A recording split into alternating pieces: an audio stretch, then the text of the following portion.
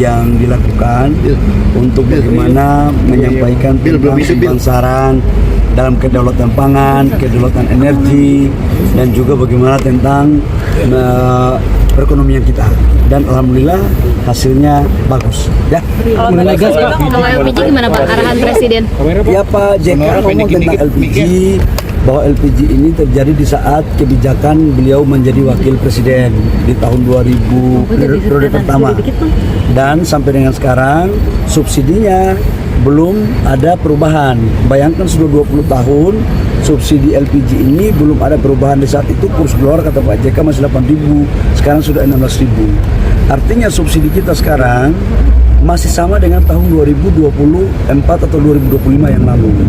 Nah karena itu diharapkan tujuan kita ini kan subsidi besar 87 triliun ini, diharapkan masyarakat mendapatkan harga dengan yang semurah-murah mungkin.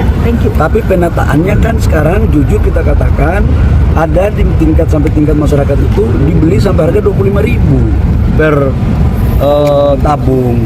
Harusnya kan perhitungan kami maksimal itu di angka di bawah 20.000, 18 atau 19.000. Ada yang sekarang langka itu beberapa bulan lalu 25.000, ada juga yang 30.000. Tidak hanya itu, ada juga yang mengoplos. Ini kan sayang. Jadi kita ini prinsipnya melakukan penataan agar subsidi niat pemerintah itu betul-betul terjadi di tingkat masyarakat dengan baik. Kami tahu kok ada oknum-oknum yang memainkan ini. Ini yang kita mau tata. Memang kalau kita mau tata sesuatu yang bengkok menjadi lurus, pasti ada dinamika. Tapi sampai kapan bengkok ini terus terjadi? Negara kita ini kan ingin menjadi lebih baik agar efisiensi. Kalau kita hitungnya harusnya katakanlah 18.000, kemudian menjadi 25.000, berarti kan 7.000. Subsidi kita per kilo 12.000, per tabung subsidi kita itu 36.000. Kalau dia itu offernya kurang lebih sekitar 7.000 sampai 8.000, itu kan berarti sama dengan 20 sampai 30%. Berapa kali? Kalau 20% kali 87 triliun itu sudah sekitar 17 T lebih. Kalau 30% berarti kan 26 T subsidi yang tidak tepat sasaran dari LPG. Sampai kapan negara kita mau seperti ini? Ini yang kita lagi tata sekarang. Jadi tadi saran Pak JK apa? Ya Pak JK menyampaikan bahwa penataan itu penting. Penataan itu penting ya. Pak, yang menjadi kritikan adalah Pak, yang menjadi kritikan bahwa sosialisasi katanya kurang Pak. Sekarang gini, pengencer yang tadinya pengencer kita jadikan menjadi sub pangkalan. Kenapa? Karena kan alurnya begini loh. Dari Pertamina menuju ke agen itu harganya sekitar 12 sampai 13.000. Dari agen ke pangkalan harganya itu kurang lebih sekitar 16.000 atau 17.000. Nah sekarang itu masih bisa dikendalikan oleh Pertamina, masih bisa dipantau.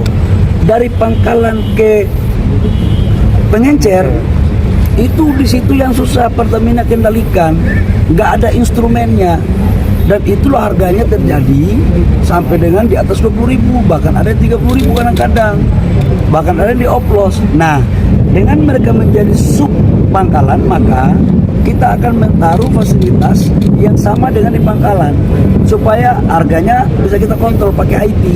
Itu maksudnya sebenarnya. Kalau verifikasi yang disampaikan Bapak tadi sebelumnya itu gimana Pak? Apakah akan menggunakan subsidi sub pangkalan itu sendiri Pak? Verifikasi yang nanti Bapak tadi kan Bapak sampaikan nanti akan diverifikasi sub pangkalannya. Bentuk verifikasi kayak gimana itu? Kan ada IT. Pertamina mengontrol pangkalan itu kan ada IT-nya, ada teknologinya. Nah IT-nya ini akan ditempatkan langsung oleh Pertamina. Nah tidak ada biaya yang dikeluarkan sedikit pun oleh sub pangkalan. Saya menyadari bahwa ini kan barang baru, pasti ada penyesuaian.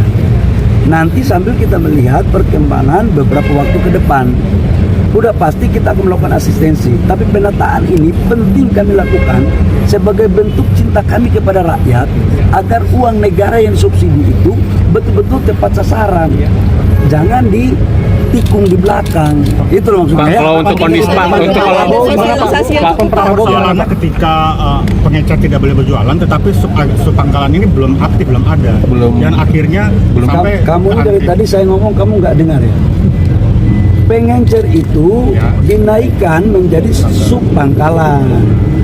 Jadi nggak ada lagi pengencer yang nggak bisa jalan.